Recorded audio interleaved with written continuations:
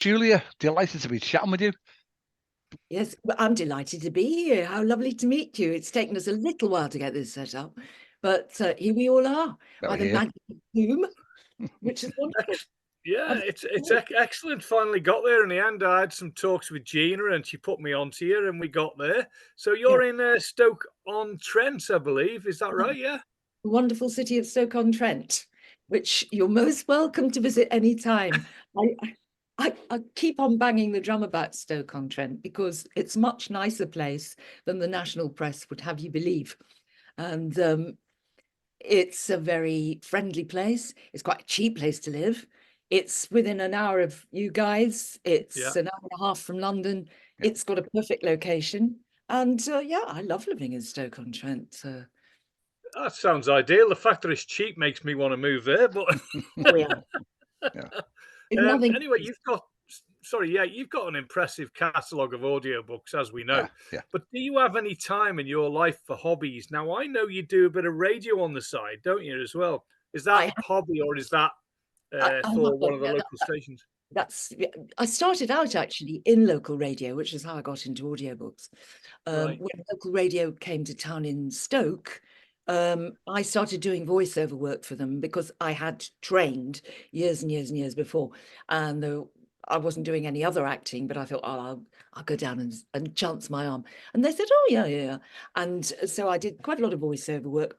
And as a result, I started to get voiceover work in and around the region, Liverpool, Manchester, that sort of thing. And one of the studios I worked in Manchester said, and this is going back a long, long time ago, we've got a new job coming in. You may not be interested. Would you like to do an audition?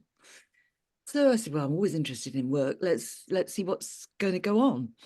And they said, well, it's called Talking Books. I said, oh, that's very interesting.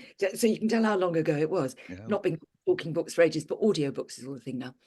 So I did my little audition, and within a month or so, I was traveling frequently up to near Newcastle on Tyne to the studio up there. And it's been all go ever since. I've worked all over the country, Newcastle, Leicester, Manchester, mostly now in Oxford I work, and a bit in London. We all had to work from home in the pandemic, which was, for me, I thought that was awful. You get to stay longer in bed, but you don't have that exchange of ideas, the buzz and the liveliness of working with other people and being in a studio, which is just perfect for me. I love it, and I'll probably do it to the day I stop getting asked to work. And so the pandemic for me was a very busy time. I had an awful lot of work, but sitting in my little dark home setup was quite the thing. And the weather was beautiful. If you remember, first lockdown, we could have been in the south of France, all of us, couldn't we? Oh yeah. Especially in Stoke-on-Trent. So I think I did. That was one of the busiest times ever. I think I did 12 books in 12 weeks because there was I think to begin with, they had a bit of a shortage of people with a home setup. Then everybody got set up at home. But I had a home set up for years and years and years for voiceover work, for adverts, things like a very, very old campaign I did for years. I was the voice of Boots in Store. And I'd say, we care because you do. Oh, wow. Can I ask what radio stations you were on? Was it Stoke-on-Trent or BBC Stoke, or was it?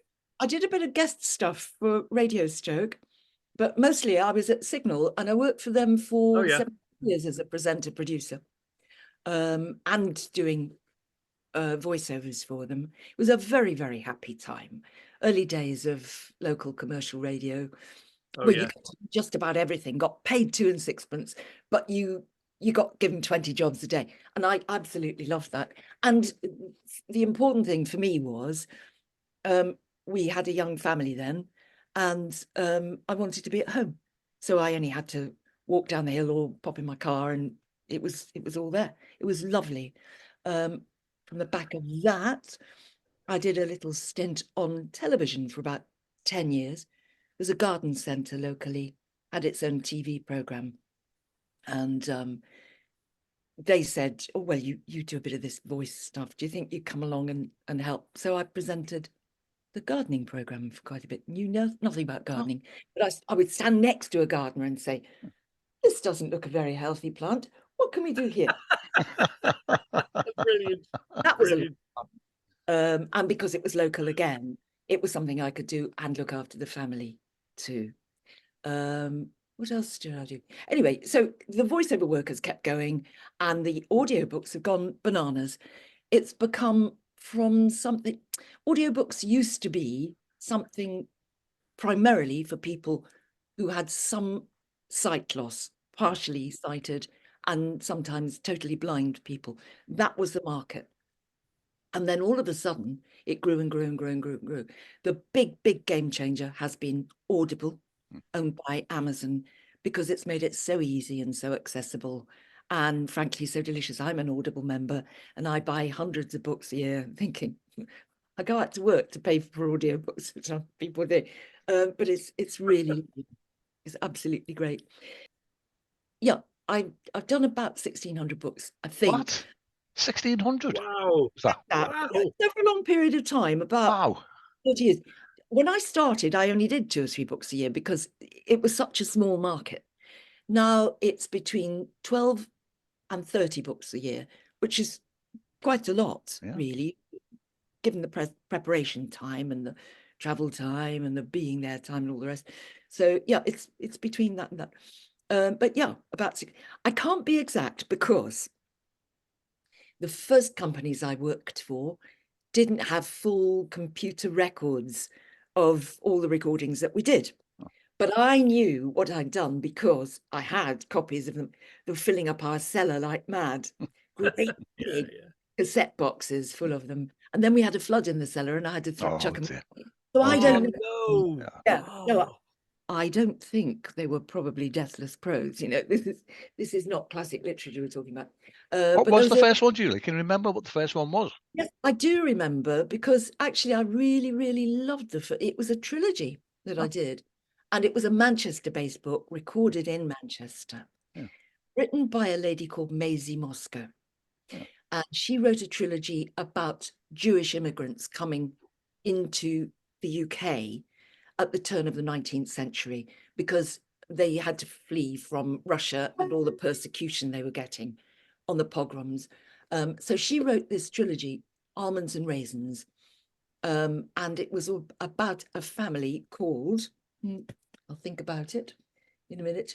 Well, the main characters were Abraham and Sarah, and they were the matriarch and patriarch of a huge family. And she brought us up to what was then the current day in 1985. And I think the Moscows lived in around Manchester and Liverpool for quite a long time. In fact, somebody said to me, she referred to one or two of the people as having bright red hair. And apparently the Moscows had bright red hair, which was very unusual for Russian Jews coming over. That was quite strange. In one of the books, well, in one of the first bits of the first book of the trilogy, there's a scene in a synagogue in Manchester. And there are all these old Jewish men sitting there talking about the time they were having, how their families are getting on. And a lot of them would say, oh, but what can you do? And the producer said to me, you know, your Russian Jews are beginning to sound a bit similar. Can we have a little bit more difference? And I said, well, there are about 10 of them here. So how many 19th century Russian Jewish men do we think I can do? So one of them had a bit of a cold and one of them had a bit of a high voice. And that was a bit of a trial by ordeal. Yeah. And then I went on to do quite a lot of work on the saga as a genre is still fiercely popular. People love a saga. Women readers, women listeners love a saga. And these are books very often set in the 19th century in the industrial north and about the plight of women and all the privations they had to face, poverty, deprivation, the rest of it. Newer sagas are coming through. I do a series of them written by a girl who is absolutely prolific, and hers is more 20th century stuff, more about feminism, really, in a way. She does a series called The Surplus Girls, about the girls who were left over because all the men went away to the First World War and there were no husbands for them. So they were called rather unkindly the Surplus Girls. She also writes a series called The Railway Girls, and that's in the Second World War. And that's all about Manchester girls who took on the jobs of railwaymen during the Second World War, repairing the lines, doing the signalling, being porters, seeing to passengers, working at ticket office. That's a stunning little series. And then some standalones as well. And sagas tend to be about women in adversity who win through, which is an interesting point of view, really. So sagas is one genre that I do. Romance and chick literature, of course, is vastly popular because it takes your mind off a nasty wintry evening, doesn't it? If you can go down to the south of France and meet the man of your dreams. And I can definitely detect Gina Kirkham's the voice you did in Gina Kirkham's books. I can detect it in you, and it's reminding me of those, those nights in that the hotel where they went with the Women's Institute. And she wanted to have people sound like famous people, so she wanted what's her name, Routledge, Patricia Routledge, as the leader of the WI. Mrs. Bouquet. Yeah. Patricia Routledge, and come along, ladies. And that was vast fun. The thing about Gina's books they are so much fun to do. She constructs them beautifully as a detective thriller genre, but she's also got this wonderful brand of comedy going all the way through. And sometimes I think, gosh, Gina, you really are a treat to work on, because you come away at the end of the book thinking, I've had a real good laugh. And I'll work with the producer who says, gosh, I was really having to hold it in now so that no noise would come through the glass. We didn't have to have any retakes on that. Yeah, Gina's books are really great. I've done 3 now, and she's promised me a 4th, so I'm keeping my fingers crossed for another WI, a Winterbottom Women's Institute. Excellent. Excellent. Julia, you've published your own audiobook, Turn Up for the Book. Tell us about this. Any more plans? Well, I keep on saying I'll write the second novel. It's a long time ago I wrote Turn Up for the Book. I decided that after a long time of reading other people's stuff, I would like to have a go myself. So I took myself off back to uni and did a creative writing degree. And one of the requirements of the degree was that you had to write a novel and finish a novel. A lot of these creative writing courses, you write part of the novel, but I did mine at Manchester Met, and they said, here, we expect 90,000 words in a finished product. Yeah, it's heavy going. You get ideas from your own life, and that's where it all comes from. You write about what you know. My book, Turn Up for the Book, is about a woman called Viv, whose husband leaves her just before Christmas one year, and we trace her progress through the next 12 months until the next Christmas. So I could have called it From One Christmas to Another, but well, maybe I'll relaunch it under that. That's a good idea. Turn Up for the Book is the bookshop where she works. And by a quirk of fate, she happens to meet somebody who she goes to a spa with her friend, and at this spa is this TV presenter called Noah somebody or other. I've forgotten his second name now. It's a long time ago. And he presents this arts program called Noah's Arts. And after dinner one night, she rants and raves about books because that's what she knows. That's what she's passionate about. And he says, would you like to come on my TV program just as a guest? So she goes for this interview. It's a panel, a reviewing panel, and they're talking about this week's special release, which I think I called Clitoris Envy and the Romantic Poets. And they're all pretty nasty to her because she just works in a shop and they're very academic. And she comes away from the night thinking, well, so much for the clitorati. And off she goes onto the car park, and her car breaks down. And one of the cameramen spots her having a bit of difficulty, and they strike up a friendship. So that may or may not go somewhere if I ever write another book about her. There's another plot going on about a brewery and a murderous brewer who has any of his employees that he doesn't particularly want to carry on. He has an enforcer, a murderer, and her friend is going out with him. So it's what I describe as a romantic comedy, really, because I don't seem to be able to resist writing a bit of comedy when it actually comes to it.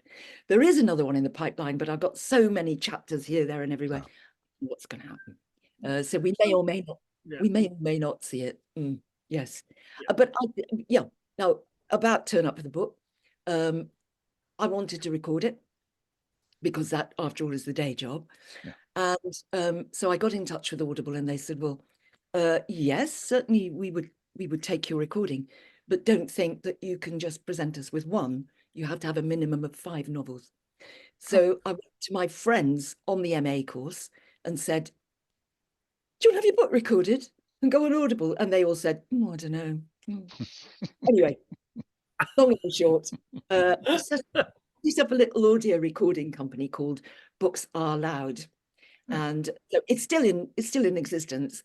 We've got a catalogue of about 7, but they are all on Audible and in Kindle form. So they're worth a look. It's quite a wide-ranging thing. There's a children's book on there about a boy who gets into show business in the 1950s. There's a fantasy book. There's a big saga novel about Edgar Degas. There's a bonk buster in there called Cappuccinos. It's an eclectic mix, but I enjoy doing all of that hugely. So whether or not life will allow some more of that, I don't know, but it's a work in progress. Okay. So, besides reading then in a professional capacity, doing all your audio work, what fiction do you enjoy reading yourself? Do you get a chance to do that?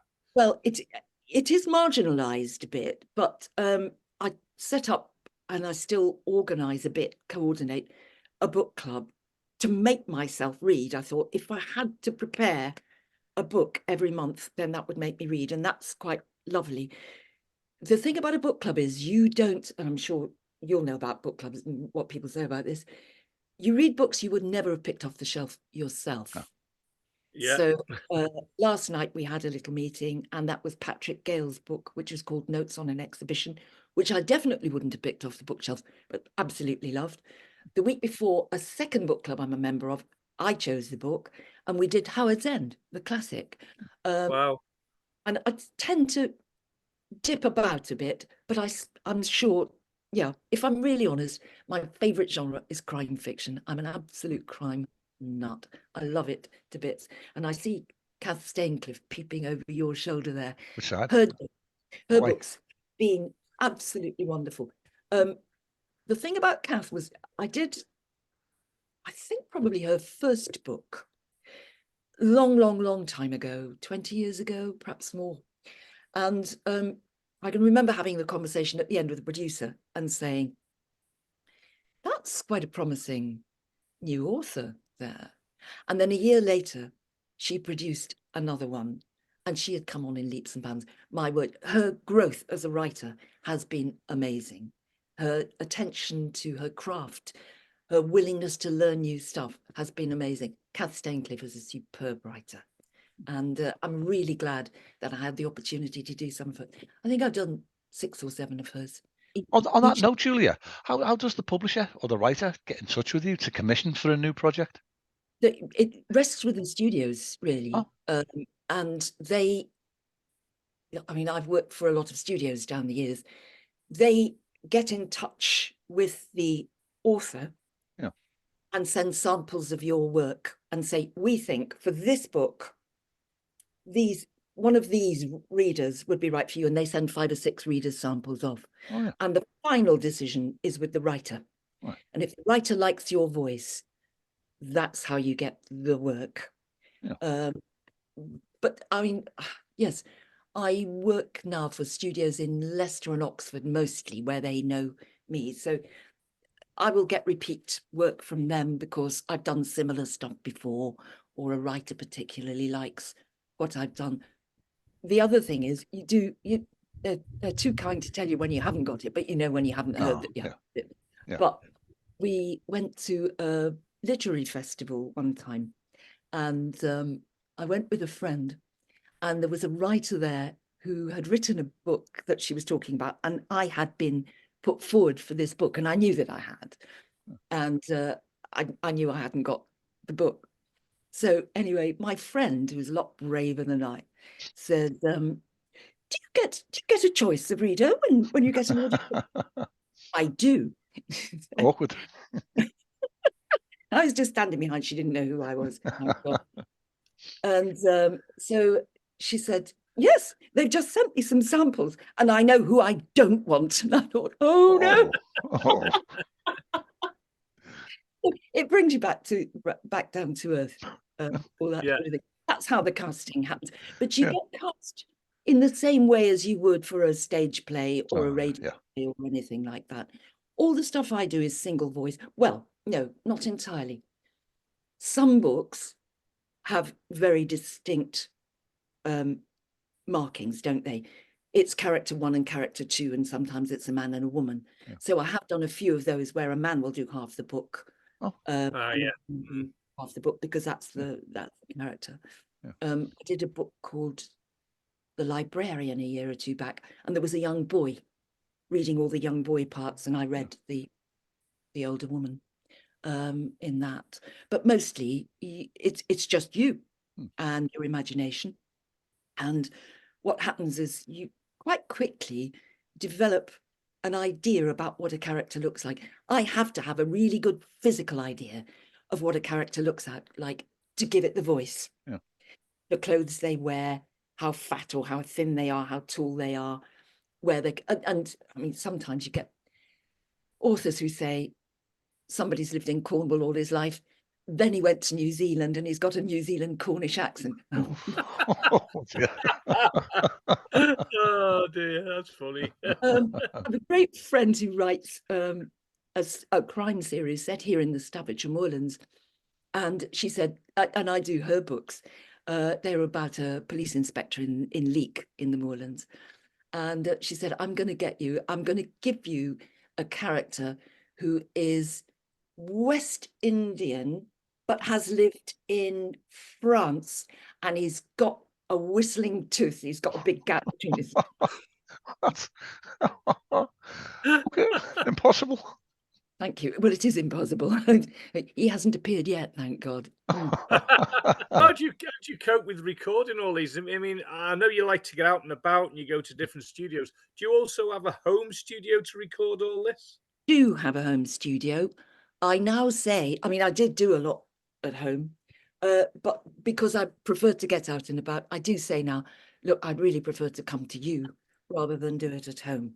The thing about doing it at home is you work in isolation at home, and you really do need somebody else on the other side of the glass to bounce ideas off, to be listening to you. Because you can, when you're in the zone, you can say rubbish, some stuff that's not even on the page, nothing like, and not even notice it.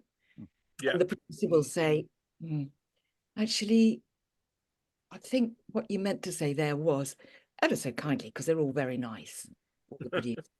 And sometimes you'll have a bit of a laugh and a joke, and it will spark another idea. So it's the life that exists in a studio that helps create what your characters become. And sometimes characters evolve throughout the length of the book. You know, So that's it. Mostly I go away to read, because also the people who live with you don't want to be quiet all the time, do they? True. Been in the library. Yeah, true. Yeah. So where did you go when you did the recordings for Gina Kirkham's book? Did you have a studio in the Northwest or on the Wirral, or? Oh, I was in Oxford for those. Right, okay. Because there's quite a big outfit who bought the audio rights to Gina's books, and one of their studios is in Oxford.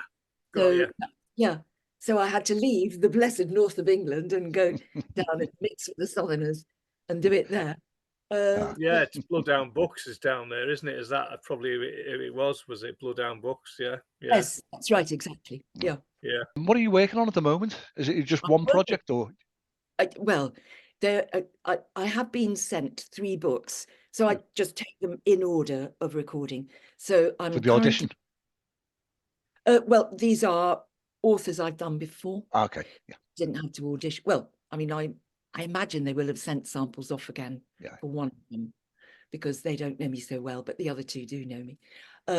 One is a new series from a writer I've done before. It's a crime one. It's called Undue Influence, and it's about crimes discovered by a health visitor, of all people. Unusual. New angle.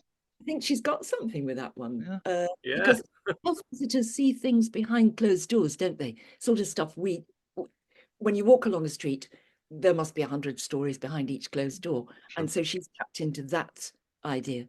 So that we'll start that in 2 weeks, and that will be out in January, I think. And then I think I've got a saga and a romance after that, but I haven't even looked at those yet, because I'm doing the job in hand. Yeah. Okay. Yeah. Superb. Yeah. So from me then, finally, what advice would you give anyone who has ambitions of being an audio narrator? What is the best way to go about it? Well, be a good reader for a start. These days, you need to be a good fluent reader. And by that, I mean somebody who doesn't make an awful lot of mistakes, because a studio has only got a limited amount of time to get everything done. There does seem to be a bit of a problem getting really fluent readers. Having become fluent and practiced a lot. In fact, what I would say is go to the RNIB locally and work on their talking newspapers, which you do for me as a volunteer. I did that as a teenager. And it's a very good way of learning your craft. But the other thing is, of course, we are in changing times. And artificial intelligence, AI, true, taking over. And there may be less work for us in future. I don't know how much longer this wonderful time will be, because it's cheaper to use AI than haul in an actor to do the job. It won't be so enjoyable. At the moment, AI is doing some of the books. It's a bit rough around the edges, but within 5 years, it would be brilliant in 5 years. They'll really refine it. So times they are changing. And it's quite ominous, I think. Well, it is, but who knows what's going to happen. But all I can say about it is, if you love books, if you love reading, it's definitely for you. Try the RNIB to begin with, put yourself under a bit of pressure, and then get a good show reel, send it round to the studios and see what comes up with it. Because as I've always said to my kids, somebody's got to get the work, so why not you? Yeah. Very true. Very true. Good Excellent advice. Brilliant advice. Yeah. But as I say, time's caught up with us, Julia. It's been an absolute pleasure meeting with you. It's been a pleasure for me. I love talking about myself. So thank you. Well, let's keep in touch. Very enlightening. I've loved it. I've loved it. It's been brilliant. Yeah. Oh, I'm so pleased. Oh, good. But for now, Julia, cheers. Cheers. And thank you. Oh, thank you very much. Thank you. Thank you.